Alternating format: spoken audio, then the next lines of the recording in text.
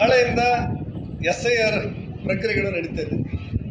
ಮತದಾರರ ಪಟ್ಟಿಯ ಪರಿಷ್ಕರಣೆ ಮೂಲ ಉದ್ದೇಶ ಇರುವುದು ಈ ದೇಶದ ಮತದಾರರಿಗೆ, ಜನರಿಗೆ, ಪ್ರಜೆಗಳಿಗೆ ಮತ ಕೊಡುವ ಹಕ್ಕನ್ನು ಮತ್ತು ಯಾವುದಾದ್ರೂ ಕಾರಣಕ್ಕೆ ಹೊಸ ಸೇರ್ಪಡೆ ಇದ್ದರೆ ಹೊಸ ಸೇರ್ಪಡೆ ಮಾಡೋದು, ಯಾವುದೋ ಒಂದು 2-3 ಕಡೆ ಮತದಾರ ಕಡೆ ಅದರ ಮೂಲ ಉದ್ದೇಶ. ನೇರವಾಗಿ ಚುನಾವಣಾ ಆಯೋಗದ ಕೆಲಸ ಇದೆ.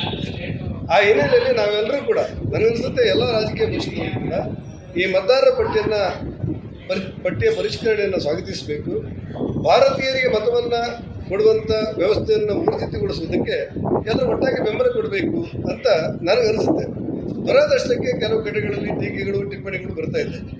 ಆ ಹಿನ್ನೆಲೆಯಲ್ಲಿ ಭಾರತೀಯರಿಗೆ ಮತ ಕೊಡುವಂಥ ಒಂದು ಅವಕಾಶವನ್ನು ಮತದಾರರ ಪಟ್ಟಿಯ ಮೂಲಕ ಪರಿಷ್ಕರಣೆ ಮಾಡೋದಕ್ಕೋಸ್ಕರ ನಾನು ಚುನಾವಣಾ ಆಯೋಗವನ್ನು ಅಭಿನಂದಿಸ್ತೇನೆ.